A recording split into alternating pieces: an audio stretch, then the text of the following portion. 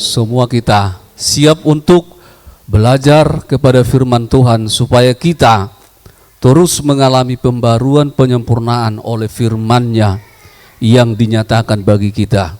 Baik, shalom. Firman Tuhan yang akan saya sampaikan dari kitab Roma pasal 12, satu ayat saja, yaitu ayat 2. Mari kita baca bersama. 2 ya. Janganlah kamu menjadi serupa dengan dunia ini, tetapi berubahlah oleh pembaruan budimu, sehingga kamu dapat membedakan manakah kehendak Allah, apa yang baik, yang berkenan kepada Allah, dan yang sempurna. Puji Tuhan. Janganlah kamu menjadi serupa dengan dunia ini. Dunia di dalam konteks ini, saudaraku, artinya orang-orang yang tidak mengenal Tuhan atau orang yang tidak percaya. Dikatakan jangan menjadi serupa dengan orang yang tidak percaya. Artinya, saudaraku, kita yang telah dipilih oleh Tuhan dari tengah dunia, kita dipanggil dalam persekutuan dengan Bapa, Firman, Roh Kudus, supaya kita berubah, supaya kita disempurnakan dalam Kristus. Jadi kalau kita yang telah dipilih tetapi tetap sama dengan dunia, maka pilihan itu tidak punya dampak apa-apa atau tidak punya arti apa-apa bagi kita, saudaraku. Itu makanya dikatakan janganlah serupa dengan dunia ini. Saudaraku, apa yang berbeda kita dengan orang dunia ini? Mari kita lihat dulu. Di dalam 1 Yohanes 5, maksud saya 1 Yohanes 2. Mari kita baca ayat 15, 16 dan 17. Kita baca 2 ya. Janganlah kamu mengasihi dunia dan apa yang ada di dalamnya. Jikalau orang mengasihi dunia, maka kasih akan Bapa tidak ada di dalam orang itu. Sebab semua yang ada di dalam dunia, yaitu keinginan daging dan keinginan mata, serta keangkuhan hidup, bukanlah berasal dari Bapa, melainkan dari dunia. Dan dunia ini sedang lenyap dengan keinginannya, tetapi orang yang melakukan kehendak Allah tetap hidup dalam. Sebab semua yang ada di dalam dunia, yaitu keinginan daging dan keinginan mata, serta keangkuhan hidup. Inilah, saudaraku, segala yang ada di dunia ini, dikatakan. Dan inilah sumber segala dosa. Keinginan daging, keinginan mata, keangkuhan hidup.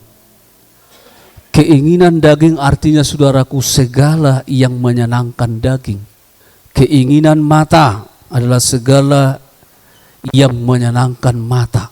Keangkuhan hidup, keinginan memiliki harta dan kekuasaan untuk memenuhkan keinginan keangkuhannya. Inilah dunia dengan segala keinginannya, saudaraku.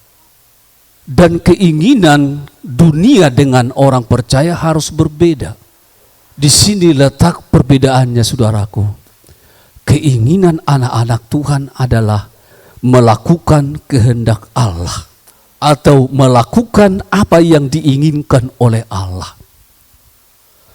Artinya, saudaraku, orang yang tidak mengenal Tuhan, keinginan mereka adalah hal-hal yang duniawi.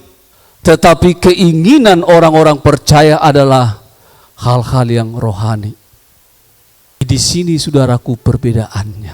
Mungkin kita berkata, kita juga butuh untuk menyenangkan diri kita. Kita butuh menyenangkan tubuh kita. Kita kadang-kadang memerlukan mata yang refreshing misalnya. Kita butuh melihat hal-hal yang indah. Apakah tidak boleh? Ini saudaraku yang kita perhatikan. Kita bedakan antara kebutuhan dan keinginan. Apa perbedaan kebutuhan dengan keinginan? Kebutuhan itu ada batasnya, tetapi keinginan tanpa batas. Kita lihat ayat firman Tuhan dulu. Dalam Filipi, ini soal keperluan saudaraku, Tuhan jamin. Filipi 4 ayat 19. Kita baca ya, 2 ya. Allahku akan memenuhi segala keperluanmu menurut kekayaan dan kemuliaannya dalam Kristus Yesus. Allahku akan memenuhi segala keperluanmu, kebutuhanmu menurut kekayaan dan kemuliaannya. Artinya saudaraku, menurut kekayaan dan kemuliaannya berarti kelimpahan. Tetapi kebutuhan itu ada batasan, ada sasaran yang tepat. Tapi keinginan, coba kita lihat dalam Amsal pasal 30 ayat 15 dan 16. Kita baca 2 ya. Si lintah mempunyai 2 anak perempuan, untukku dan untukku. Ada 3 hal yang tak akan kenyang, ada 4 hal yang tidak pernah berkata cukup. Dunia orang mati, dan rahim yang mandul, dan bumi yang tidak pernah puas dengan air, dan api yang tidak pernah berkata cukup. Inilah saudaraku keinginan, tidak pernah ada batas. Terpenuhi keinginan yang lain, mau keinginan yang lain. Terpenuhi keinginan yang satu, mau yang lain. Tidak pernah berkata cukup, itulah keinginan. Tetapi kebutuhan, dia punya batas dan punya sasaran yang tepat. Kita sebagai orang percaya, kita punya kebutuhan, kita banyak keperluan.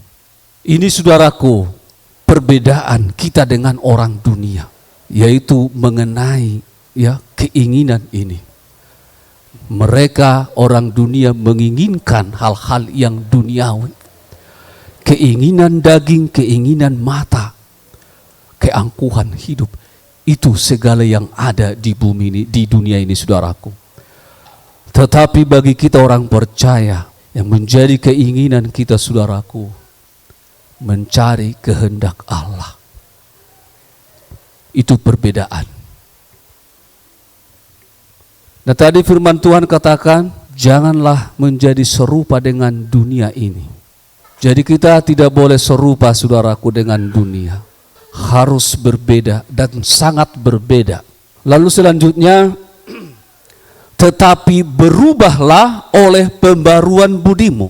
Perubahan yang dibicarakan di sini saudaraku bukan perubahan berupa sifatnya inovatif atau renovasi, bukan saudaraku. Tapi perubahan yang begitu total atau radikal. Yaitu perubahan dengan cara metamorfosis. Kita pernah pelajari itu. Kalau kita dulu di SMP atau SMA, metamorfosis itu perubahan dari ulat, ya, dari ulat menjadi kepompong, menjadi kupu-kupu. Ulat, ya, akhirnya jadi kupu-kupu. Itu sangat berubah secara total, saudaraku. Perubahan yang seperti itu yang dimaksud oleh firman Tuhan. Dalam 2 Korintus 5 ayat 17 dikatakan, tetapi barang siapa yang tinggal dalam Kristus, dia menjadi ciptaan baru. Ciptaan saudaraku, ciptaan. Kalau dikatakan diciptakan, berarti baru. Yang lama sudah berlalu, sungguh yang baru telah datang. Itu saudaraku perubahan yang dimaksud. Jadi menjadi ciptaan baru di dalam Kristus. Dengan cara bagaimana saudaraku? Mengubah dari dalam. Ya. Jadi mengubah itu saudaraku dari dalam, bukan dari luar, dari dalam, yaitu akal budi. Akal budi ini yang dirubah. Kita lihat dulu dalam kitab Efesus. Efesus pasal 4. Di sini sangat jelas saudaraku perubahan yang dimaksud itu. Ayat 17 sampai 24 saya sendiri baca ya karena panjang. Judulnya di sini manusia baru. Saya akan baca. Sebab itu kukatakan dan kutegaskan ini kepadamu di dalam Tuhan. Jangan hidup lagi sama seperti orang-orang yang tidak mengenal Allah dengan pikirannya yang sia-sia dan pengertiannya yang gelap, jauh dari hidup persekutuan dengan Allah. Karena kebodohan yang ada di dalam mereka dan karena kedegilan hati mereka, perasaan mereka telah tumpul sehingga mereka menyerahkan diri kepada hawa nafsu dan mengerjakan dengan serakah segala macam kecemaran. Tetapi kamu bukan demikian, kamu telah belajar mengenal Kristus. Karena kamu telah mendengar tentang Dia dan menerima pengajaran di dalam Dia menurut kebenaran yang nyata dalam Yesus, yaitu bahwa kamu berhubung dengan kehidupan kamu yang dahulu harus meninggalkan manusia lama yang menemui kebinasaannya oleh nafsunya yang menyesatkan, supaya kamu dibarui di dalam roh dan pikiranmu dan mengenakan manusia baru yang telah diciptakan menurut kehendak Allah di dalam kebenaran dan kekudusan yang sesungguhnya. Puji Tuhan. Kita lihat di sini, supaya kamu dibaharui di dalam roh dan pikiranmu. Dibaharui dari dalam, yaitu roh dan pikiran. Waktu yang lalu saudaraku, kita sudah coba singgung mengenai roh manusia yang adalah pelita Allah. Tidak ada sesuatu pun yang dapat mengubah roh. Tak ada sesuatu yang dapat membaharui roh selain daripada firman Tuhan. Jadi kalaupun ada misalnya ilmu jiwa, psikologi, ya, apapun upaya-upaya mereka saudaraku tidak akan pernah menyentuh kepada roh. Kepada pikiran bisa saja, tapi kepada roh tidak akan pernah bisa terjadi. Yang dapat mengubah roh, yang dapat menyempurnakan roh itu hanya firman Tuhan.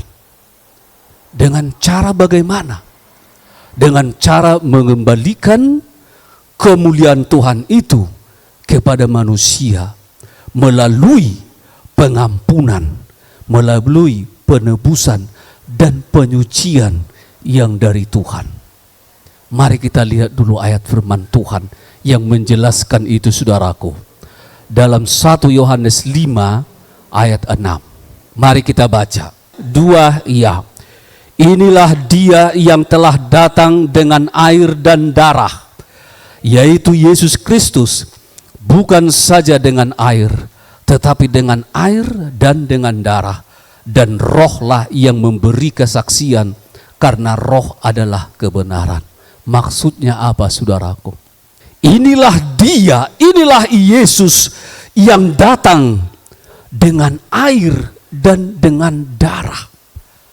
Air berbicara tentang penyucian, yaitu firman. Dan darah berbicara tentang pengampunan atau penebusan. Ingat saudaraku, itulah kedatangan Kristus, firman yang telah menjadi manusia itu. Dia datang dengan air dan dengan darah, dengan firman dan dengan darahnya yang tercurah untuk menyucikan kita dan mengampuni, menebus dan membenarkan kita. Dan dikatakan tadi roh adalah, saya ulangi, dan roh lah yang memberi kesaksian, karena roh adalah kebenaran. Artinya saudaraku, Roh Kudus itu yang mengerjakannya. Yesus Kristus yang telah mati di kayu salib, darahnya tercurah menjadi korban persembahan untuk dosa.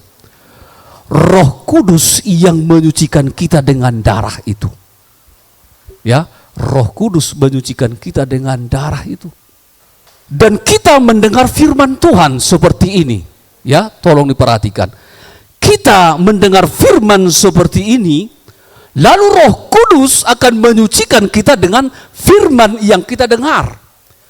Jadi Roh Kuduslah yang menyucikan, menguduskan kita dengan apa?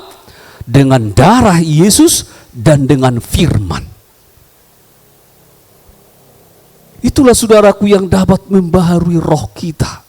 Gak ada yang dapat membaharui roh selain daripada firman Tuhan dan dengan darah Kristus. Dan ingat saudaraku, kuasa darah yang menguduskan itu dan firman itu terus bekerja bagi orang yang selalu percaya, yang selalu tinggal setia di hadapan Tuhan. Darah dan firman itu terus bekerja menguduskan kita, menyempurnakan kita saudaraku. Roh kita akan disempurnakan, dibaharui. Dikatakan tadi saudaraku, ya, dalam Efesus tadi, supaya kamu dibaharui di dalam roh dengan firman dan dengan darah Yesus oleh Roh Kudus. Maka roh kita itu akan dibaharui terus dan makin kuat dan makin kuat. Coba dulu kita lihat contoh saudaraku dalam kitab Daniel. Di sini dikatakan atau dijelaskan dalam Daniel pasal 6 ayat 4. Seperti apa orang yang rohnya terus mengalami penyempurnaan. Kita baca saudaraku. 2, ya, maka Daniel ini melebihi para pejabat tinggi karena ia mempunyai roh yang luar biasa dan raja bermaksud untuk menempatkannya atas seluruh kerajaannya. Kita melihat di sini karena ia mempunyai roh yang luar biasa. Apa yang membuat roh Daniel ini menjadi luar biasa? Luar biasa artinya saudaraku roh yang kuat, roh yang tangguh, yang memiliki hikmat, pengertian dan pengetahuan Allah.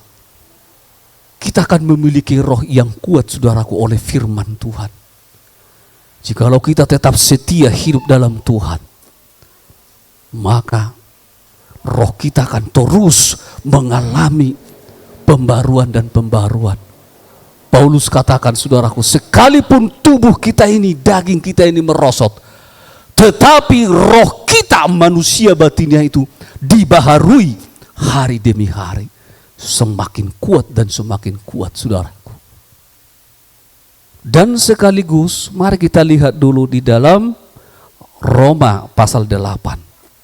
Ayat 5 dan 6. Kita baca dulu lalu saya jelaskan nanti apa maksud saya di sini, ya. Roma 8 ayat 5 dan 6. Mari kita baca. 2, ya.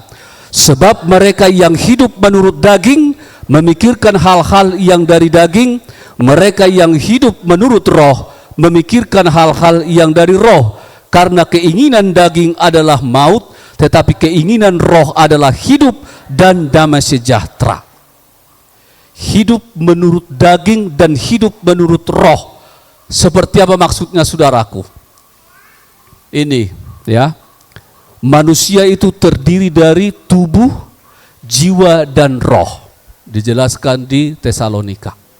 Hidup dalam daging artinya daging yang berkuasa atas 3 unsur ini. Ya. Lalu keinginan daging yang terus terlaksana dalam hidupnya. Itu namanya hidup dalam daging. Daging yang menguasai. Rohnya tak berdaya. Rohnya lemah karena apa? Tak pernah dibaharui oleh firman.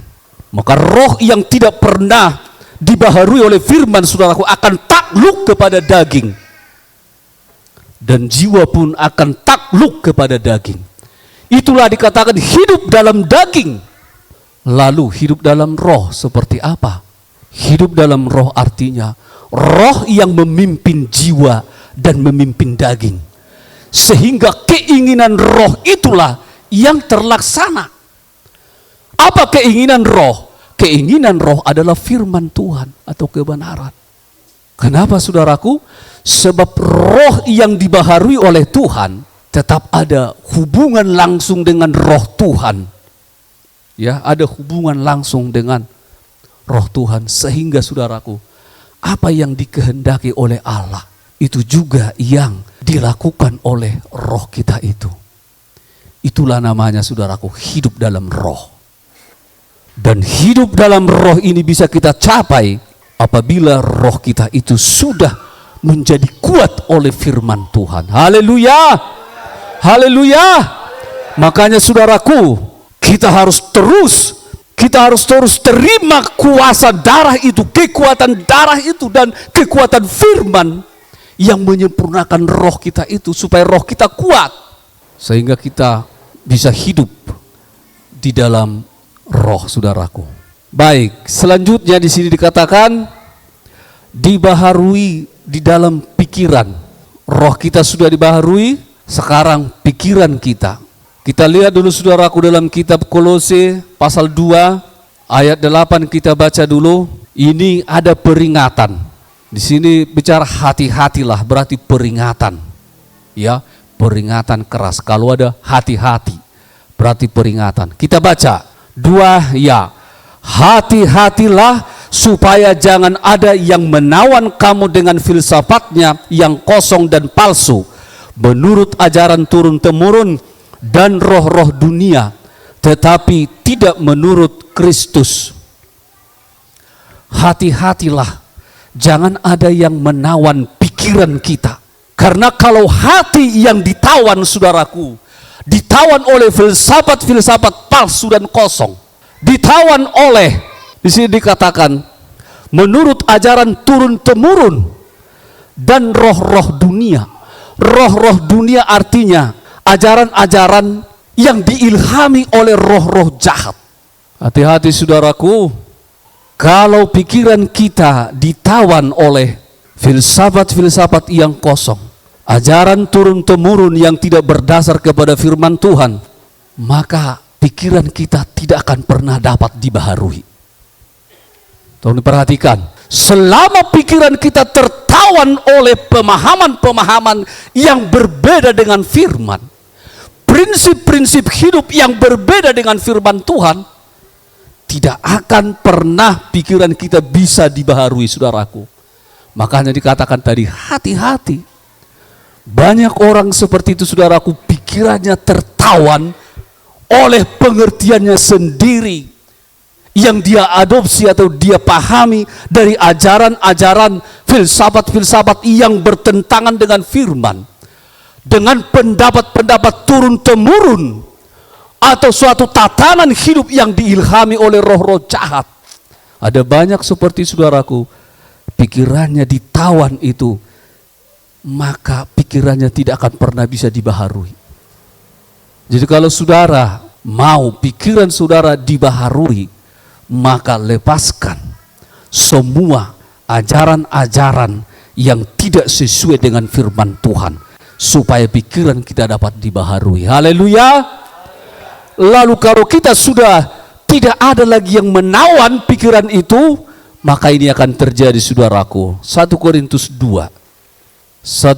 2 ayat 14 sampai 16 kita baca. 2 iya, tetapi manusia duniawi tidak menerima apa yang berasal dari roh Allah, karena hal itu baginya adalah suatu kebodohan, dan ia tidak dapat memahaminya, sebab hal itu hanya dapat dinilai secara rohani. Tetapi manusia rohani menilai segala sesuatu, tetapi ia sendiri tidak dinilai oleh orang lain. Sebab siapakah yang mengetahui pikiran Tuhan sehingga ia dapat menasehati dia? Tetapi kami memiliki pikiran Kristus. Haleluya. Lihat saudaraku, pikiran kita ini akan dibaharui oleh firman, sehingga kita menjadi orang rohani. Artinya orang rohani itu dapat menilai segala sesuatu. Karena apa? Karena kita telah memiliki pikiran Kristus. Jadi mindset kita itu udah mindset sorga, saudaraku. Cara pandang kita bukan lagi dengan cara pandang duniawi, tapi sudah cara pandang Tuhan. Makanya sanggup menilai segala sesuatu. Tapi dia sendiri tidak dinilai, tidak dapat dinilai oleh siapapun. Ini luar biasa aja, saudaraku. Tapi saya ulangi, saudaraku, saya ulangi. Selama pikiran kita ditawan oleh hal-hal yang lain, ide-ide atau ideologi yang lain, saudaraku, yang bertentangan dengan firman, selama kita tidak lepas dari situ, kita tidak akan pernah dapat dibaharui pikiran kita.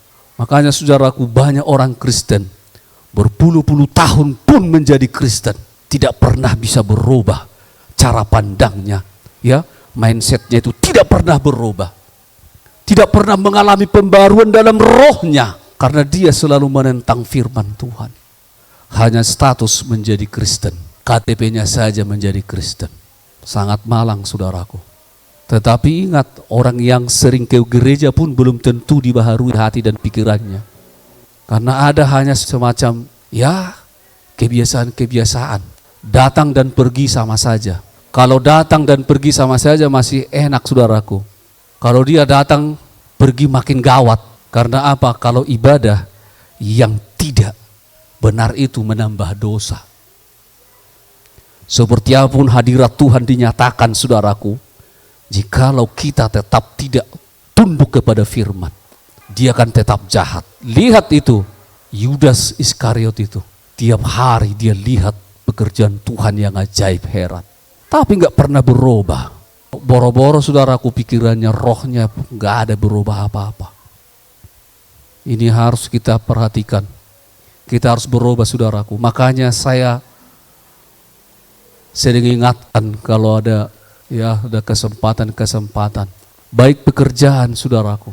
Ada pekerjaan yang melatih orang menjadi cekatan menipu. Ada. Tanpa sadar. Palsukan ini. Tapi dinikmati. Tapi enggak sadar sudah dibentuk karakternya itu. Membatu, akhirnya apa? Tidak akan pernah bisa cair, dia akan mati dalam dosanya. Ada seperti itu, saudaraku. Makanya apa pekerjaan kita? Kalau kita tahu tidak sesuai firman, kita renungkan dan kita tangisi di hadapan Tuhan, saudaraku. Masa sudah puluhan tahun dengar firman, tidak dapat bedakan yang benar dan yang tidak benar. Masa kita tidak tahu mana kehendak Allah dan mana yang tidak dikehendaki Allah. Kita pura-pura tidak tahu. Dan itu yang paling menyakitkan hati Tuhan. Sekalian kita dingin daripada suam-suam kuku. Artinya sekalian jahat-jahatlah. Iya, saudaraku.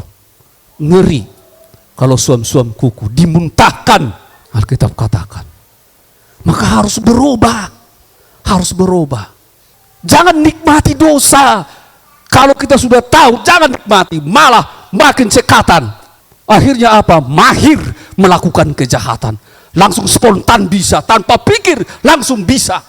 Ini yang mengerikan, saudaraku. Orang seperti itu tidak pernah dibaharui rohnya. Tidak pernah dibaharui pikirannya. Malah semakin terperosok, makin dalam dan semakin dalam, saudaraku. Takutnya pelita itu sudah padam. Mengerikan. Jadi kalau kita beribadah harus ada tekad, ada perubahan. Harus ada perubahan. Tuhan sudah sediakan segala kuasa, segala kekayaan yang dari sorga itu untuk menjadikan kita sempurna. Kita tinggal mengambil, saudaraku, tinggal mengambil. Bagian kita mengambil dan mempercayainya. Lalu terjadi perubahan. Tapi itu pun kita tidak peduli. Saya ulangi dulu, saudaraku, suami yang tidak bertanggung jawab secara rohani sebagai imam, berbahaya itu, saudaraku. Kalau kita baca bagaimana Salomo, ketika Salomo sudah terjerumus kepada dosa oleh para istri-istrinya, Tuhan mau menghukum. Tapi apa kata Tuhan? Oleh karena ayahmu Daud, aku tidak menghukum engkau sekarang. Oleh karena ayahmu, pengaruh bapa saudaraku kepada anak. Ya, pengaruh bapa kepada anak. Kalau seorang bapa tidak menjadi imam, keluarga yang malang, makanya doakan. Istri jangan pernah berhenti berjuang sampai suami itu berdiri sebagai imam, sebagai kepala dalam keluarga. Supaya keluarga itu betul-betul keluarga Allah. Haleluya. Harus ada perubahan, saudaraku. Kita lanjutkan dulu tadi dalam kitab Efesus itu. Semacam kesimpulannya, saudaraku, di sini dituliskan. Seperti apa orang yang berubah itu. Kita baca bersama ya, dari ayat 25 tadi dari Efesus 4, ayat 25 sampai 32. Ya, jadi ketika kita baca firman ini membaca kita, saudaraku. Lalu perhatikan apa yang masih kita belum selesai dengan dosa ini, kita selesaikan. Kita baca ayat 25 sampai 32. Ya. Karena itu buanglah dusta dan berkatalah benar seorang kepada yang lain, karena kita adalah sesama anggota. Apabila kamu menjadi marah, janganlah kamu berbuat dosa. Janganlah matahari terbenam sebelum padam amarahmu. Dan janganlah beri kesempatan kepada iblis. Orang yang mencuri, janganlah ia mencuri lagi.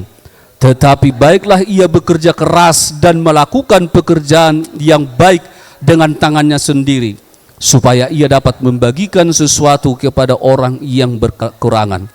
Janganlah ada perkataan kotor keluar dari mulutmu, tetapi pakailah perkataan yang baik untuk membangun di mana perlu, supaya mereka yang mendengarnya beroleh kasih karunia. Dan janganlah kamu mendukakan Roh Kudus Allah yang telah memeteraikan kamu menjelang hari penyelamatan. Segala kepahitan, kegeraman, kemarahan, pertikaian, dan fitnah hendaklah dibuang dari antara kamu, demikian pula segala kejahatan. Tetapi hendaklah kamu ramah seorang terhadap yang lain, penuh kasih mesra, dan saling mengampuni, sebagaimana Allah di dalam Kristus telah mengampuni kamu. Haleluya. Kita sudah mengerti tadi apa yang dituliskan tadi, yang sudah kita baca. Tapi ada di sini, saudaraku, yang kita perhatikan dulu. Dan janganlah kamu mendukakan Roh Kudus Allah yang telah memeteraikan kamu menjelang hari penyelamatan. Apa yang membuat Roh Kudus berduka? Ayat 31-nya, saudaraku, ini yang membuat Roh Kudus berduka. Segala kepahitan, kegeraman, kemarahan, pertikaian, dan fitnah. Kalau itu masih ada di sini terus, ya, terus ada di dalam hati kita, saudaraku, Roh Tuhan itu akan berduka. Dan terus menerus kita buat berduka, maka di dalam firman Tuhan, saudaraku, dijelaskan roh itu akan berbalik menjadi lawan kita. Ini yang mengerikan. Kalau dia berduka terus, kita buat karena kita tidak pernah mau bertobat, membuang segala kepahitan tadi, kegeraman, pertikaian, dan sebagainya. Kalau tetap kita pelihara itu, sudah pun terus menerus dinasehati, ditegur oleh Tuhan lewat khotbah-khotbah atau ajaran firman Tuhan, tapi kita tetap keras hati, maka roh itu berduka, dan akhirnya bukan hanya meninggalkan kita, saudaraku, akan berbalik menjadi lawan kita. Janganlah pernah itu terjadi, saudaraku. Janganlah itu pernah terjadi. Makanya perhatikan firman, saudaraku. Harus berubah. Siap kita berubah? Amin. Puji Tuhan. Kita bertekad. Caranya minta kepada Tuhan. Karena Tuhan juga yang menjadi sumber, ya. Yang menjadi persoalan, saudaraku, gak pernah bisa berubah. Seperti yang lalu saya katakan, dia menikmati dosa itu persoalannya. Dia nikmati, kalaupun dia tahu salah, dia nikmati, tidak akan pernah berubah. Tapi kalau dia berduka dengan itu, lalu dia selalu memohon kepada Tuhan, supaya Tuhan buka jalan, pasti Tuhan akan buka jalan. Sebab Tuhan sanggup. Dan bagi Tuhan semua bisa terjadi. Karena Tuhan kita itu Tuhan yang tiada terbatas, saudaraku. Haleluya. Amin. Saya ajak kita semua berdiri. Kita akan masuk doa kita, doa syafaat kita.